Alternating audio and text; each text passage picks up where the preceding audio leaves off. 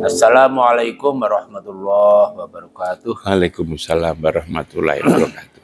Akhir hari ini memang aneh, Prof. Imam. Jadi ada banyak pemimpin-pemimpin kita di muka umatnya dan publik ya, di muka publik terutama itu membuat salam atau mengucapkan salam yang banyak. Itu bukan assalamualaikum saja, tetapi juga salam beberapa agama itu. Sampai kadang-kadang juga terasa aneh ketika publiknya, jadi yang mendengarkan itu ternyata tidak semua komplit seperti itu, paling hanya 2 agama atau 3 agama. Tapi untuk mengetahui bahwa mereka ini hanya 2 agama, 3 agama susah. Akhirnya dijamak itu. Salamnya salam jamak, jadi dijamak semua, mulai dari assalamualaikum sampai namo buddhaya itu. Nah itu kan ya jadi aneh menurut saya. Itu namun demikian itu kan menjadi lumrah sekarang, bahkan apa ya, pimpinan-pimpinan negara, pimpinan daerah menjadi maaf tanda petik ya kayak latah gitu. Itu bagaimana menurut Prof. Imam? Assalamualaikum warahmatullahi wabarakatuh. Waalaikumsalam. Masyarakat kita ini dengan kemajuan transportasi dan juga komunikasi, itu kan semakin batas-batas itu kan tidak ada tuh Mas Habib. Semakin terbuka ya.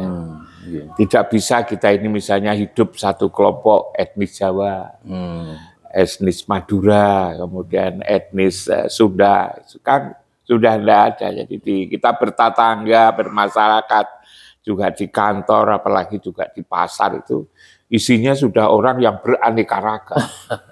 Agamanya juga bermacam-macam. Iya, termasuk agamanya juga beraneka ragam itu. Lalu kemudian masyarakat yang terbuka begini ini dalam hal komunikasi kan ingin menyenangkan semua orang. Iya, agar usahanya berhasil kan, usahanya berhasil, kegiatan-kegiatannya menjadi lancar gitu kan. Maka kan ada upaya untuk menghargai sesama, untuk menghargai sesama. Dan dia kan sadar bahwa setiap orang memerlukan pengakuan. Kalau orang Jawa ya diakui akunya sebagai orang Jawa. Orang Madura juga diakui sebagai orang Madura. Demikian juga dalam hal agama ini, yang semakin plural, makin majemuk di dalam kehidupan kita ini. Maka lalu kalau hanya yang disapa itu satu agama misalnya, yang lain barangkali itu untuk menghormati yang lain, apalagi seorang pimpinan yang itu adalah pimpinan semua orang. Anggotanya, pimpinan semua orang itu anggotanya, gitu kan. Karena itu kalau kita lihat orang yang menggunakan salam yang beraneka ragam itu kan orang ketika berada di publik umum. Di masa kalau di jamaahnya sendiri, misalnya saya pengajian kan ya, saya hanya assalamualaikum warahmatullahi wabarakatuh kan itu kan. Selamat pagi, selamat siang itu kan. Nah itu swastiastu itu kalau di kelompok agamanya mereka, di aliran kepercayaan rahayu kan itu. Nah seperti itu sebetulnya adalah usaha untuk bagaimana mengakui adanya semua orang, semua golongan, semua etnis, semua agama, sebetulnya seperti itu. Karena itu lagi-lagi orang kadang-kadang karena ini juga masih belum begitu umum ya kan, gejala seperti ini kan baru-baru. Kalau dulu kan paling-paling assalamualaikum, lalu salam sejahtera untuk kita semua kan. Sekarang ini makin banyak gitu kan, orang juga menuntut untuk diperlakukan secara sama karena budaya demokratis seperti ini, demokrasi seperti ini, maka lalu kemudian salam pun menjadi banyak gitu kan. Sebab salam itu juga mengandung simbol-simbol agama kan. Orang Islam sendiri kan gitu kan, orang agama Buddha sendiri, orang aliran kepercayaan sendiri, orang Hindu sendiri kan itu. Dan semua orang menginginkan agar diakui akunya ya. Keberadaannya itu diakui gitu kan. Hanya punya resiko jadi berkepanjangan gitu kan. Tapi saya lihat itu hanya di ranah publik ya, yang di situ melibatkan banyak orang. Seperti di Mas Habib kalau pasti kampungnya yang di situ mungkin Muslim semua kan. Nggak perlu. Malah lucu. Malah lucu gitu kan, malah lucu. Dan lagi kadang-kadang kita tidak bisa tahu ya itu yang datang itu siapa aja gitu. Cuma malah lucu. Misalnya nyebut santu om, santi-santi nggak ada orang Hindu nih. Gimana itu? Ya mestinya harusnya pimpinannya itu harus bijaksana. Iya, harus bijaksana. Ini dari mana? Kelompoknya apa gitu kan. Itu sebetulnya. Tapi tidak mengganggu, tidak istilahnya apa ya? Kalau sekarang yang kasar itu melecehkan agama, bukan? Saya kira enggak, Mas Habib. Niatnya itu adalah untuk menghargai eksistensi orang lain itu. Niatnya itu seperti itu. Ya, bukan dalam konteks untuk mengamalkan agama, saya kira.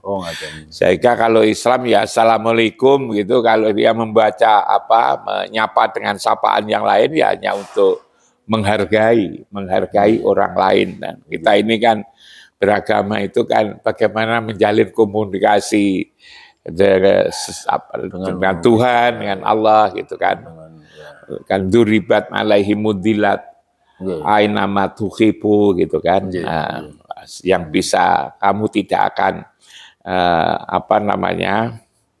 kamu akan selamat ya manakala kamu menjalin dua hubungan ya, hubungan dengan Allah dan hubungan dengan sesama manusia. Saya kira memang yaitu sesama manusianya dalam rangka itu. Dalam rangka itu dan tidak dalam konteks untuk mengamalkan agama yang salamnya hanya assalamualaikum itu. Dan itu pun juga dilaksanakan di wilayah-wilayah publik komunitas tertentu yang di situ itu banyak orang.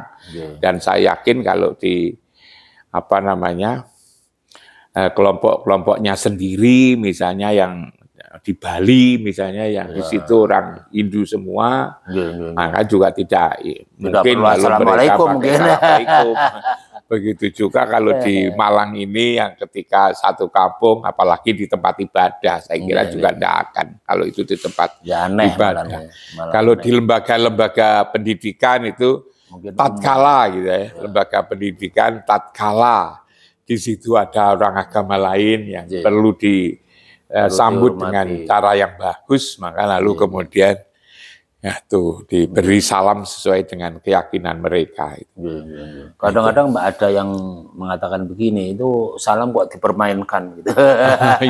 Ya boleh-boleh saja itu Mas Habib, itu orang bertanya seperti itu karena memang di dalam kehidupan ini kalau ada sesuatu yang baru gitu kan, itu lalu dianggap aneh, lalu kemudian kaget. Tapi kalau itu sudah menjadi biasa, gitu kan, itu orang ya enak aja itu mendengarkannya itu. Itu apalagi memang kalau Mas Habib kita ini kan hidup sudah umur 70 tahun ke atas ya. Kalau kita sejak kecil dulu kan memang tidak begini.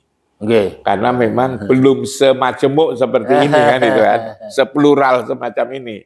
Jadi ini sesungguhnya juga tuntutan zaman kalau saya lihat itu adalah tuntutan zaman bagaimana agar hidup itu menjadi harmoni.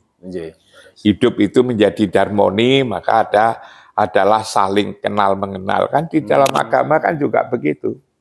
Dikatakan di surat Al-Hujurat 13 itu kan ya ayyuhan nas itu ya.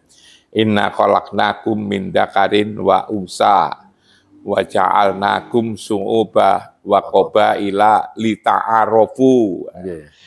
Lalu disambung dengan inna akramakum indallahi atqakum, itu manusia telah kamu jadikan kamu itu bersuku-suku, berbangsa-bangsa gitu kan. Maka supaya mereka itu saling kenal mengenal kan ya. Saling mengenal itu kan harus digembirakan Mas Habib. Kalau mau kenal lalu kemudian tidak dikembirakan kan tidak jadi kenal. Malah tersinggung. Ya, kan? Malah tersinggung gitu kan. Kita lalu kemudian punya teman baru, agamanya lain, lalu kita dakwai, kita suruh untuk mengucapkan yang dia tidak bisa mengucapkan, kan malah tidak ke sini gitu kan. Tidak mau didatangin. Merasa gitu. tidak dihormati. Tidak ada dihormati. Itu. Maka lalu kemudian dihormati, dengan kita hormati, maka lalu kemudian kita bisa saling kenal mengenal kan itu. Lita'arofu. Tapi lalu kemudian dikatakan inna akramakum indallahi atqakum.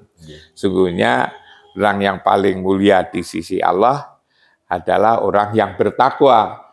Kalau orang yang bertakwa itu kan lalu kemudian juga menunjuk ya pada yang ada pada hatinya ini Mas Habib. Bagaimana kita menjalin hubungan antara ruhani kita itu dengan Allah dan Rasul di tempat tertentu kan itu kan. Ialah di tempat pertemuan. Saya seringkali mengatakan ada tempat pertemuan antara mukmin dengan Allah dan Rasul itu adalah di Baitullah itu yang kita sebut dengan kiblat. Itu takwa namanya jadinya di situ. Jadi kita disuruh kenal mengenal tapi juga ditutup yang paling mulia di antara kamu adalah orang yang paling bertakwa kan gitu. Jadi menurut hemat saya, ya bagaimana ini membangun hubungan antara vertikal dan horizontal secara baik agar terjadi harmoni di antara kita. Dan dari ayat itu kan juga dipertegas bahwa di dunia ini kan manusia-manusianya kan sudah given ya. Sudah bermacam-macam ya. Ada orang-orang Asia yang kecil-kecil, sawo matang kulitnya. Ada orang yang tinggi besar, rambutnya keriting gitu kan. Nah, itu kulitnya juga ini. Ada orang Eropa, orang Amerika yang kulit putih tapi juga tinggi gitu kan. Yang orang Indonesia ini, kalau orang Indonesia itu aneh Mas Habib. Kalau orang Eropa kan rambutnya sama. Orang Eropa, orang Afrika ya rambutnya sama. Ya. Tapi kalau orang Indonesia itu rambutnya itu apa? Beraneka ragam. Mulai dari barat sampai ke timur itu semua ada. Mulai dari yang paling lurus makin ke timur, makin keriting itu kan. Nah, itu yang indahnya Indonesia itu. Bhinneka Tunggal Ika itu sak rambutnya saja itu mulai dari yang paling lurus sampai yang keriting. Mombak sampai yang keriting itu ada Indonesia itu. Jadi macam apalagi zaman sekarang dicat segala. Iya, ada macam itu kan. Nah, itu kan lalu kemudian ternyata juga bisa bersatu kan itu kan. Contoh persatuan itu ya Indonesia ini Mas Habib. Nah, karena Indonesia itu dari sisi rambutnya berbeda-beda gitu kan. Etnisnya berbeda-beda, ditambah agamanya yang juga berbeda-beda. Agar itu bersatu ya, toh juga tidak nyapek kan gitu kan. Kalau Pak Presiden, para gubernur, para menteri gitu kan, bupati, wali kota menggunakan salam untuk menghargai semua, toh tidak diniatin itu sebagai bagian daripada agama, ritus ya, agama ya, tapi untuk menghormati sesama manusia. Matur nuwun sangat Prof. Imam. Jadi supaya paham, karena ada sebagian orang menganggap itu berlebihan gitu. Sudah punya salam kok pakai salam orang lain. Baiklah, terima kasih banyak. Mudah-mudahan penonton kita menjadi paham dan mengerti. Mudah-mudahan juga tidak terjadi saling beda pendapat. Terima kasih banyak. Assalamualaikum warahmatullahi wabarakatuh. Waalaikumsalam.